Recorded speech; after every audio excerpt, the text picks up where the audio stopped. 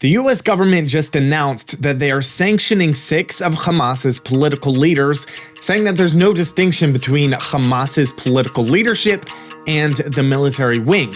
That's great, right? Well, it only proves the hypocrisy of the Biden administration because this comes only a day after they sanctioned 6 other individuals and entities here inside of Judea and Samaria.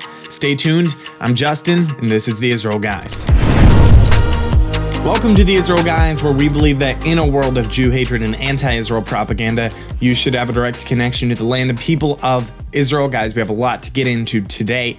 Hezbollah is continuing to fire rockets and other projectiles into northern Israel every single day. I saw reports of multiple drones from Lebanon flying around northern Israel this morning, but that's not what I want to talk about today. I would like to point out the absolute hypocrisy of the Biden administration. Hear me out. A report from JNS said that the U.S. Treasury Department just announced on yesterday, that it is imposing new sanctions on Hamas leaders and financiers, including on a Lebanon-based leader of the terror group who called for the attacks undertaken in southern Israel on October 7th to be repeated until the Jewish state is annihilated. U.S. State Department spokesman Matthew Miller said some of the officials sanctioned on Tuesday were involved in smuggling equipment and materials used to construct Hamas's vast tunnel network in Gaza. Basically, they're saying that there's no distinction between Hamas's political leadership and actual military leadership. Matthew Miller said, quote, "There's no distinction between Hamas's so-called military wing and its political leadership. We will continue to use the tools at our disposal to target those who perpetuate Hamas's destabilizing activities." By the way, one of these 6 officials that they're sanctioning, that the Biden administration is now sanctioning, he said he had this to say shortly after October 7th. He said, quote, "Nobody should blame us for the things we do. On October 7th, October 10th, October 1 millionth, everything we do is justified. The Al-Aqsa flood is just the first time, and there will be a second, a third, a fourth. We must teach Israel a lesson, and we will do this again and again." Now, my first question here when I first saw this, it was, why did it take 11 months for the Biden administration to sanction these officials? The war started 11 months ago. How did it take them so long to finally sanction or realize that, of course, Hamas's political leadership is just as guilty as their military branch? But this is not the worst part. So it's great, right, that the Biden administration is sanctioning these Hamas officials. It's great that they're sanctioning them, right? Well, literally one day before they sanctioned them, they sanctioned 3 Israeli organizations inside of Judea and Samaria and 3 Israeli settlers. Here's part of the official press statement. Quote, "The United States is taking action today against 3 entities and 3 individuals for their roles in violence targeting civilians or in the destruction or dispossession of property. Their actions, collectively and individually, undermine peace, security, and stability in the West Bank and the safety of both Israelis and Palestinians. The Department of State is imposing sanctions on Eyal Har Yehuda Company, Ltd., Itamar Yehuda Levy, Shabtai Koshlevsky, and Zohar Sabach." And then it goes on to list all of their wrongdoings. I'll link the whole press statement in the description below if you want to check out the whole thing. But part of the statement went on to say, quote, "Concurrently, the Department of the Treasury is sanctioning Amanah, the largest organization involved in settlement and illegal outpost development in the West Bank, and its subsidiary, Binyanei Bar Amanah." Amanah is just an organization that helps with the communities here inside of Judea and Samaria. Guys, we're going to talk about more about this in just 1 second. But first, on the day Abraham first stepped into the promised land, the landscape was already painted with a tree which would become the enduring symbol of Israel. The olive tree holds profound spiritual significance throughout the Bible. Its deep roots and ability to thrive even in harsh conditions paints the story of God's faithfulness to his people. For Christians throughout the nations, it's a powerful symbol of our inclusion in that story. The grafted-in Star of David bracelet, new from I Am Israel, will allow you to wear that symbol everywhere you go. Designed for men, women, boys, and girls, this bracelet is infused with biblical history and pieces of the Promised Land.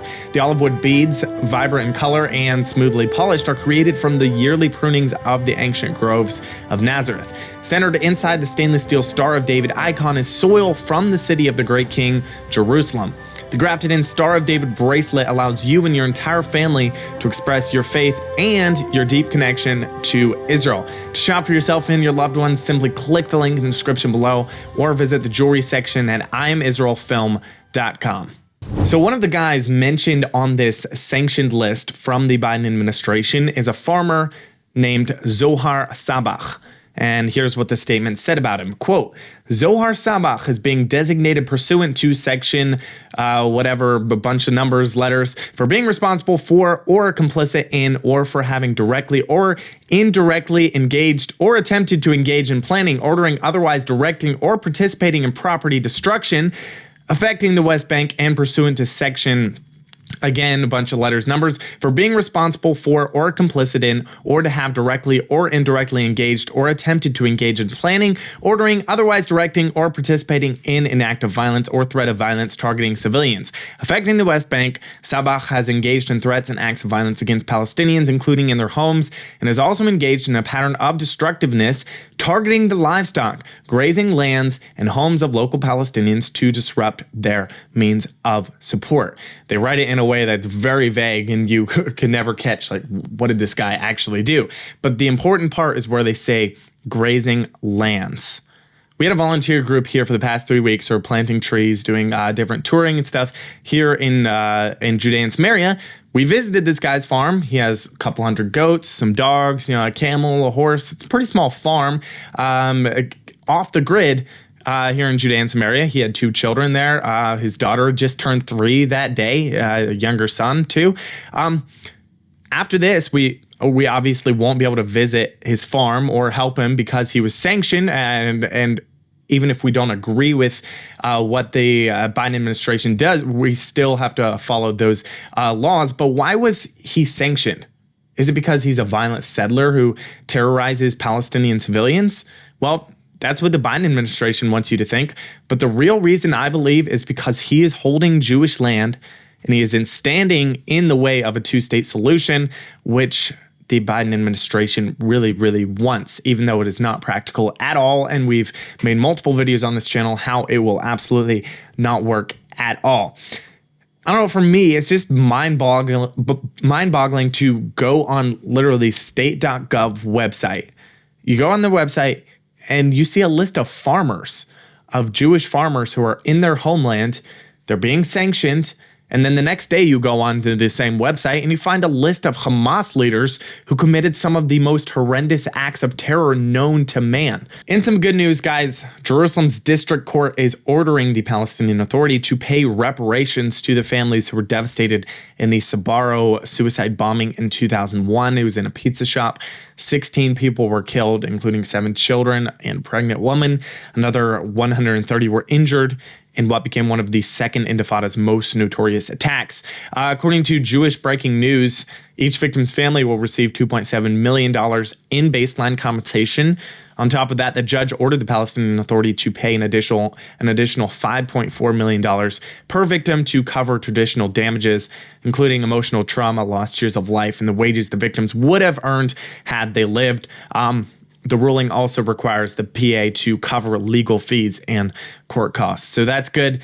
More of that needs to happen in Israel to de-incentivize terror, because right now terror is very incentivized by the Palestinian Authority. Guys, in conclusion, continue to pray for the nation of Israel. I saw a report today that said 799 soldiers have given their lives in this war since October 7th. So continue to pray for the nation of Israel. Don't forget to check out grafted in jewelry from I Am Israel. Just go to IamIsraelFilm.com or click the link in the description. Make sure and subscribe. Let me know what you think in the comments section below. As always, stop listening to the lies and propaganda and connect with the truth of what is happening here in Israel. We'll be back soon here at the Israel Guys. Catch you in the next one.